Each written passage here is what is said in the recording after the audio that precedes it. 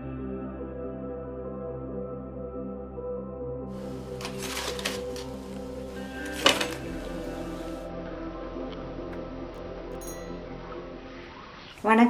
Tamil food கார்னரில் இன்றைக்கி வாழைக்காய் பஜ்ஜி பண்ண போகிறோம்.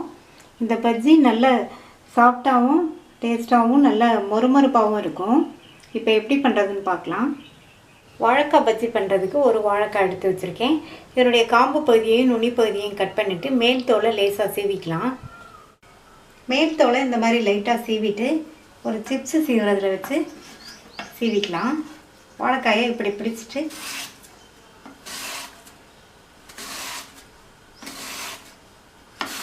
ஒரு கப் மாவில் தான் பஜ்ஜி பண்ண போகிறோம்.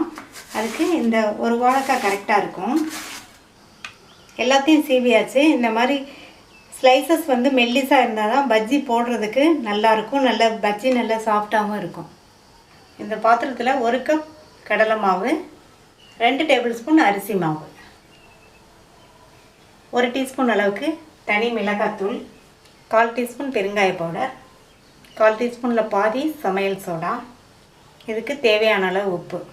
ஃபஸ்ட்டு எல்லாத்தையும் நல்லா ஒன்று போல் கலந்து விட்டுடலாம். இதில் கொஞ்சம் கொஞ்சமாக தண்ணி சேர்த்து கட்டி இல்லாமல் இட்லி மாவு பதத்துக்கு கரைச்சிக்கணும்.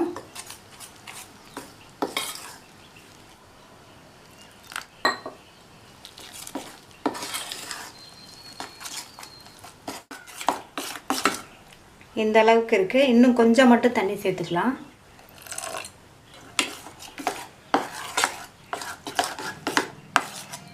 இந்த மாதிரி கரைச்சிக்கங்க இட்லி மாவு பதத்துக்கு. கடாயில் எண்ணெய் விட்டு சூடாகிடுச்சு. நம்ம ஸ்லைஸ் பண்ணி வச்ச பீஸை எடுத்து இந்த மாவில் இந்த மாதிரி துவைச்சிட்டு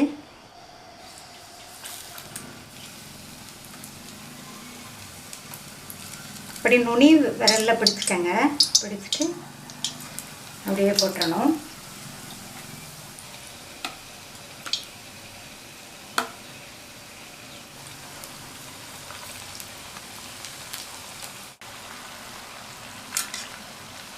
நம்ம பஜ்ஜி போடும்போது ஹை ஃப்ளேமில் வச்சுருந்தோம். போட்டதுக்கப்புறமா தீயை கொஞ்சம் குறைச்சிக்கங்க.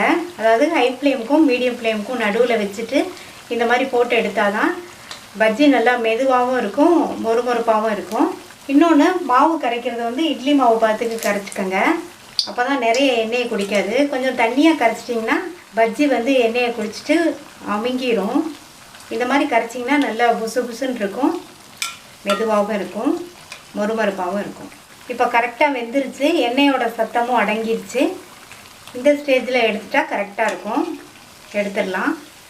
ரொம்ப சுவையான மெதுவான மொறுமொறுப்பான வாழைக்காய் பஜ்ஜி ரெடி ஆயிடுச்சு.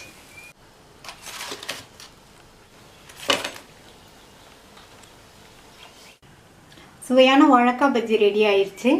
நீங்களும் ட்ரை பண்ணி பார்த்துட்டு லைக், ஷேர் அண்ட் கமெண்ட் பண்ணுங்கள். தமிழ் ஃபுட் கார்னர் சேனலுக்கு சப்ஸ்கிரைப் பண்ணுங்கள். Thank you.